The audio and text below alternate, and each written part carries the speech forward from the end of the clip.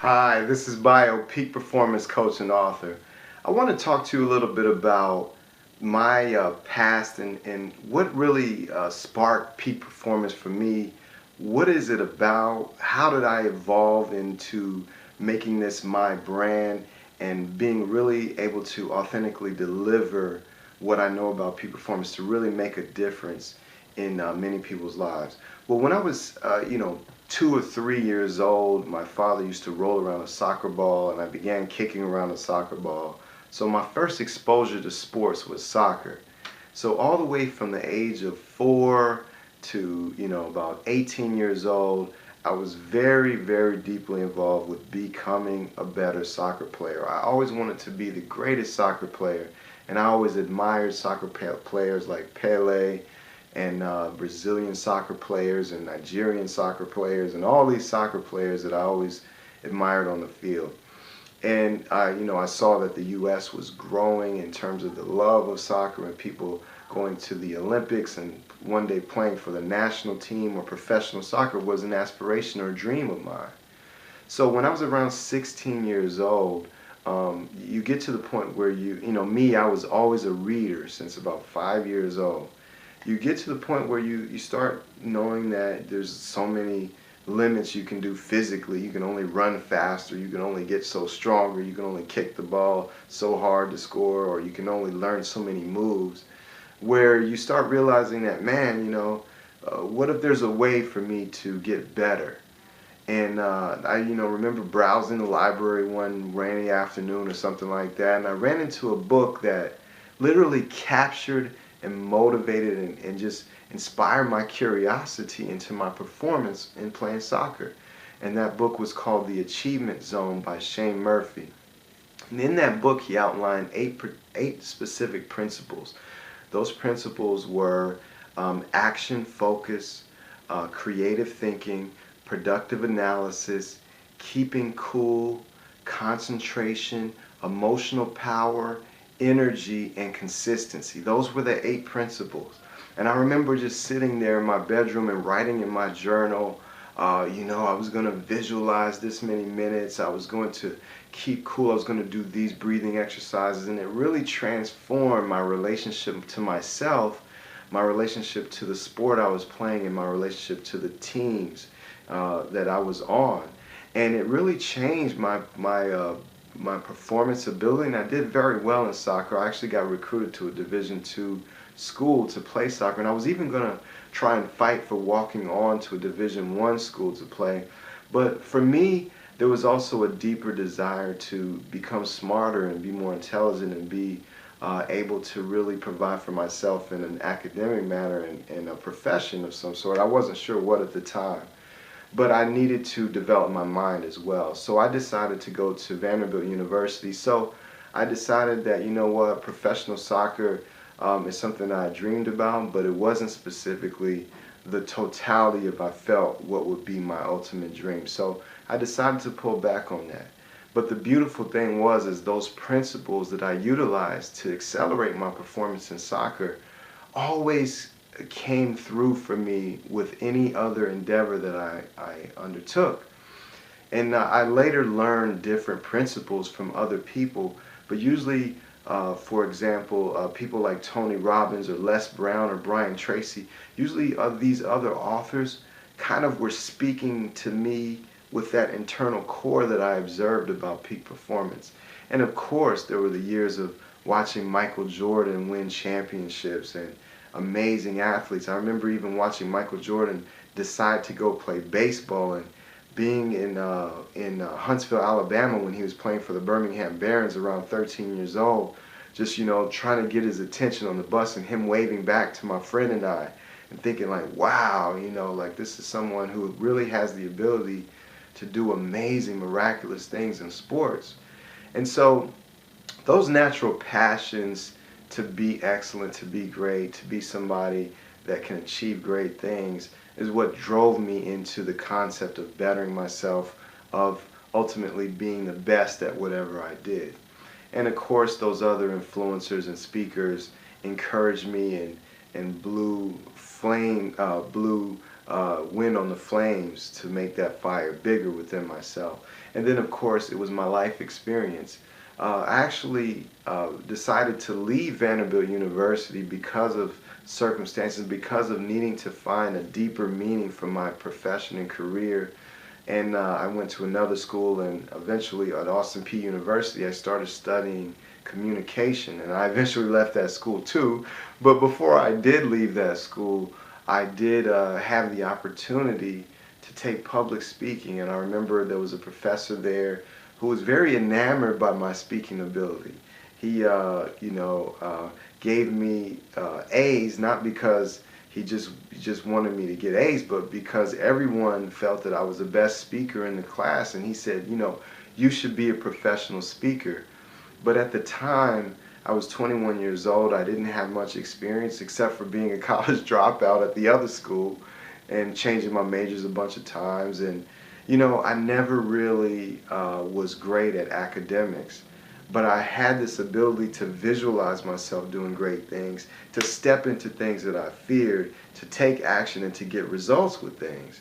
And so, I knew that I could do those things, and I later went on into real estate, and I kind of got into different genres, different fields in order to succeed in. I wrote books, I've made music and things like that. So having said all that, now I'm coming kind of full circle with my speaking, and I've had to evaluate what would be the importance of me speaking to a group of 50 or 100 or 1,000 or 10,000 or 100,000. What would be the purpose of that? And I've come to realize that the purpose of that for me would be to convey my wisdom about peak performance and to convey whatever new insights and new value that I can bring to people's lives so that they have a better quality of life, so they're able to harness these great principles that I understand about peak performance, and that I've also come to learn from mentors of mine about peak performance.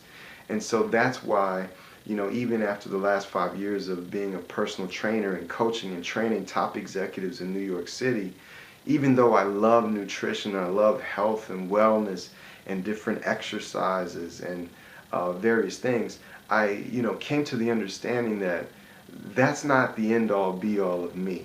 When I was in sales, that wasn't the end all be all of me.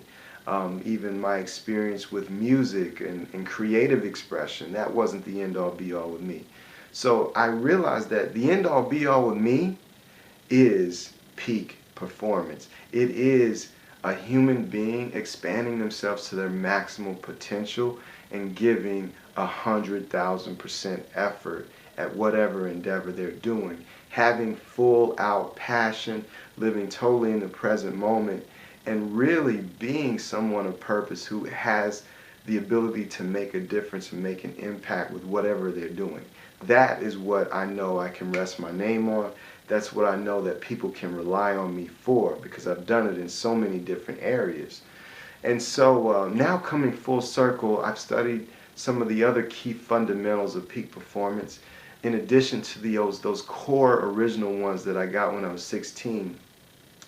And those are really awareness, okay? Control of effort, visualization, cognitive skills, and self-programming. See, all peak performers have this miraculous ability to utilize their multiple intelligences, utilize the natural genius that's innate within them, mirror that and match that with what's needed for their environment in order to produce results in that environment. Whether you're a mom with 4 kids, whether you're a CEO running a multi-million-dollar corporation, whether you're an athlete who's striving to be an Olympian, whether you're a network marketer who wants to reach to the top of your compensation plan, it doesn't matter. At the end of the day, you're trying to derive something from within yourself, and you're trying to produce results outside of yourself. And then in the midst of that, you have certain obstacles and challenges, and you have people around you, and you have environments and circumstances that either detract from that result or either add to that result. So what I'm here to do is help you to harness the abilities that you innately have within yourself, and then also apply the skills that you know, perhaps even acquire some new skills and some new tools that will take you to the levels that you want to be on. And fortunately, with my study, I've come to understand that, in our economies where we're mainly a lot focused on economics and, peak performance in the case of sales, more sales, more sales, more sales. I also have the side of me that's very understanding in terms of, spiritual awareness and martial arts and other philosophies that help me balance, let's just say, the yang and the yin, the fire and the ice, the fast and the slow. And those skills are what really is going to make you a true master of peak performance. I mean, there are people in the gym who just go and just lift as hard and heavy as they can every time. But I know people with arms, 1/8 of the size of their arms that could bring them down in a second, simply because they're aligned with their body and their rootedness, and they have techniques and skills, for example, in martial arts. So, peak performance isn't all about more, more, more, more, more.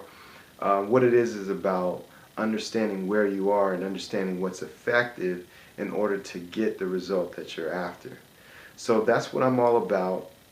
Again, just to give you a recap, some of those core foundational principles, basically having a focus on action, having productive analysis, being able to, keep cool and concentrate, having emotional power, energy, consistency. These are the focuses, and creative thinking, I left that one out. These are the focuses that are going to allow you to reach certain barriers and burst through those limits, reach certain comfort zones and burst through those limits. And that's ultimately what you want to do with your entire life anyway. And then the other 5 fundamentals are awareness, being able to control your effort, having visualization, having the cognitive skills, and being able to program yourself for ultimate success. So I'm going to leave you with those, and I'll make a list here in this blog post so that you can kind of see where I got these from, and so that you can see how there's sort of that foundation that, when I look back, has driven me to accomplish great things, and it continues to drive me to accomplish more great things. And I'll be adding my own spin on a lot of things so that you can see in the digital age right now what the cutting edge principles are as well. So hopefully that's helpful, and I'll talk to you soon.